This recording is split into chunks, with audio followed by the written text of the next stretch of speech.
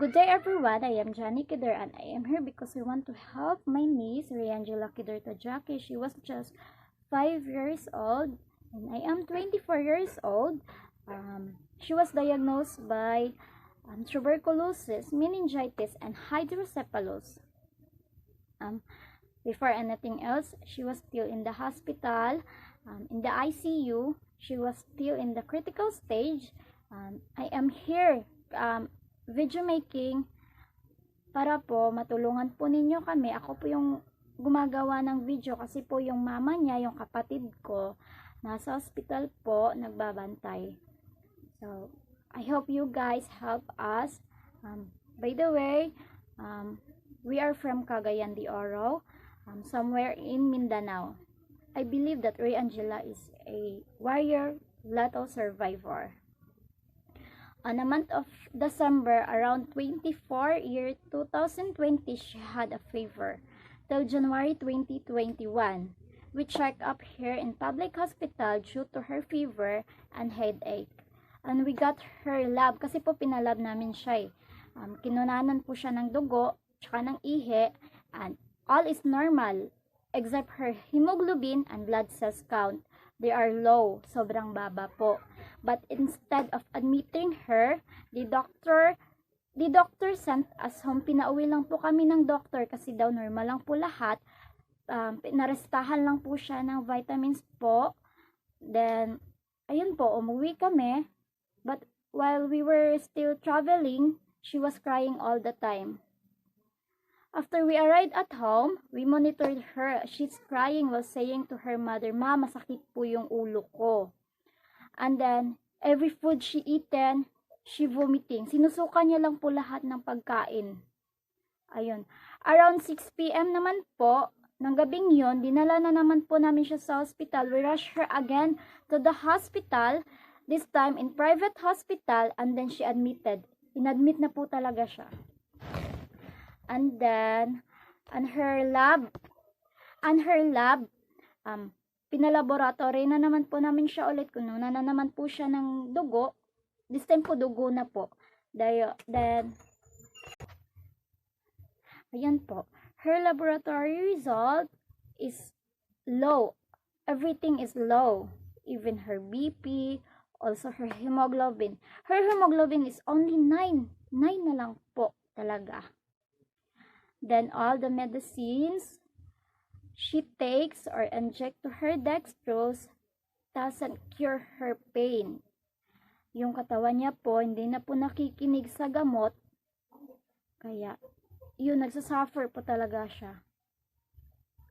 Then the doctor recommended us to CT scan her, and we found out that she has space-occupying lesion brain and typhoid fever.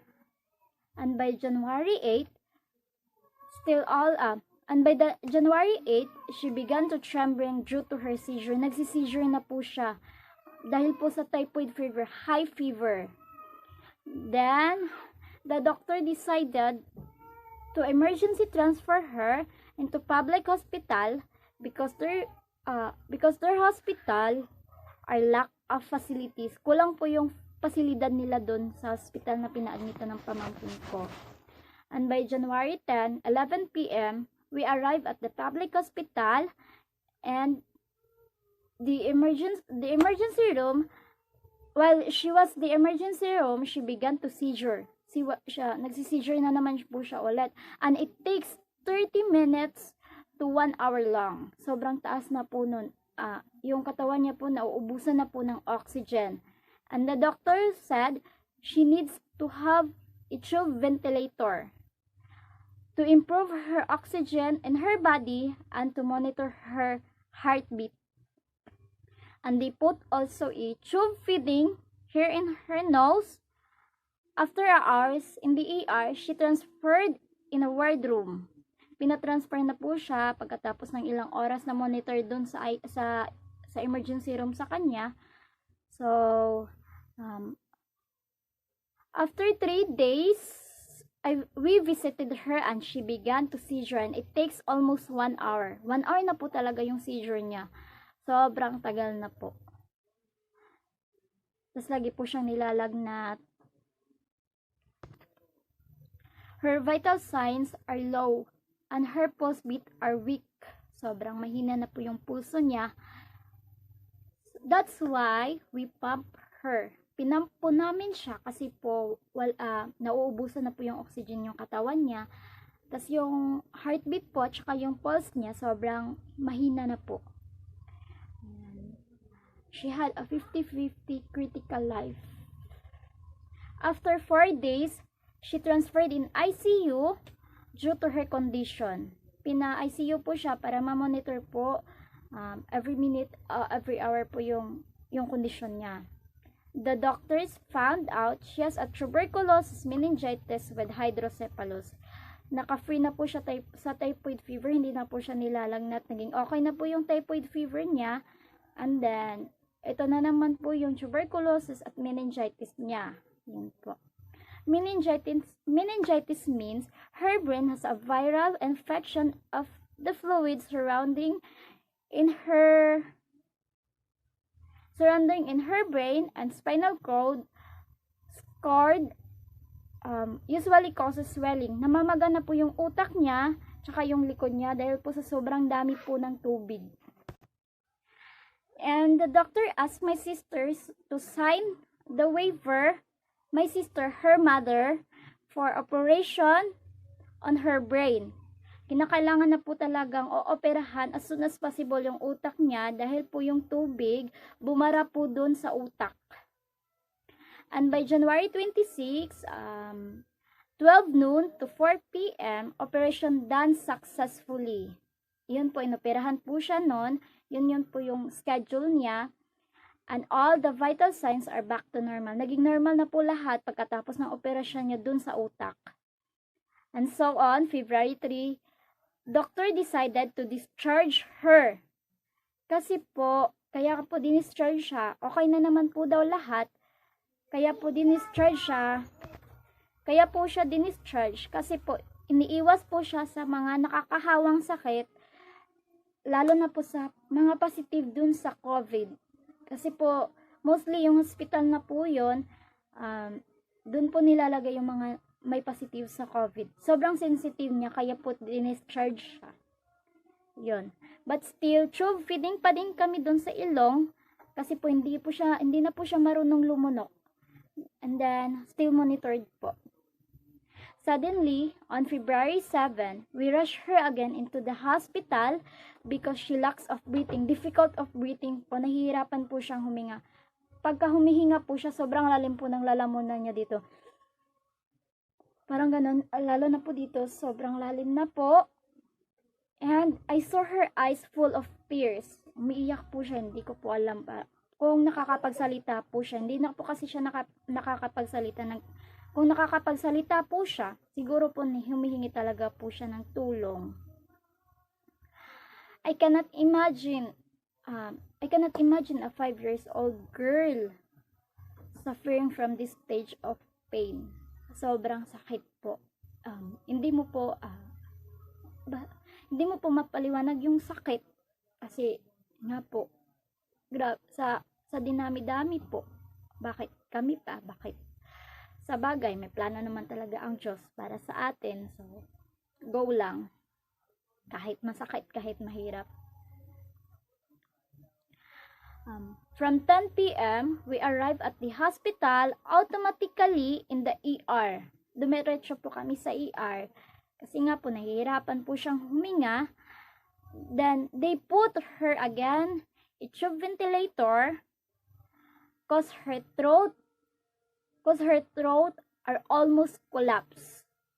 Yung lalamunan niya po, nagko-collapse na po. Namamaga na po yun. Dahil po sa paghinga niya sobrang lalim. Namamaga na po yung dito niya. Kaya, ventilator agad. So, ICU na naman po. I can't bear to see her like that. It almost killed me and it hurts me so much po. Sobrang sakit. And by February 9, the doctor suggested her mother to surgery on Ray Angela's neck. Kinakailangan pong operahan yung lalamunan niya. Because her one lung is lack of oxygen. Yung isang baga niya po, hindi na po nagfa-function yung oxygen, kaya kinakailangan pong tubuhan dito, i-connect po dun sa isang baga niya. There is no medicine, only operation can do. Wala pong ibang gamot, opera lang po yung gamot sa isang baga niya po. February 15, 12 midnight to 4 a.m., madaling araw po yon, operation schedule niya po. After 4 hours, done operation. Successful po yung operation niya doon. Dito, may butas na po yung dito niya. Baka po, makakapag-picture ako noon. Someday, soon. Yun. I believe she really a warrior. And all her medicine prescription needs to buy outside because there is no avail inside in the hospital's pharmacy. Wala pong available dun sa pharmacy dun sa loob po. Kaya kailangan pong bilhin siya sa labas. And all are expensive. Even her melts, it costs 1,000 plus. I think even her medical prescriptions, diapers, waters, we already full of debt, borrowing anywhere. Punong-puno na po kami ng utang. Pakapala na lang po ng mukha sa paghihiram para lang po mabili yung mga pangangailangan niya. This time po sobrang hirap na po talaga. And my mother has under medication for 6 months due to tuberculosis. Yung mama ko po may TB din. Yung mga gamot niya po kinukuha lang po namin sa health center. And my father is stroke bedridden for 4 years. Yung papa ko naman po stroke. Apat na po na taon na po siyang naka-bedridden. But all we can ask for your help is for my niece. I hope you guys help us. Our life is very difficult. We really need the help. I know someone out there has the same heart of God, a kind-hearted person. Thank you and God bless. May God showering you more blessings, and God knows what you really desires. God bless, especially Sir Jordan Melby. Thank you and God bless.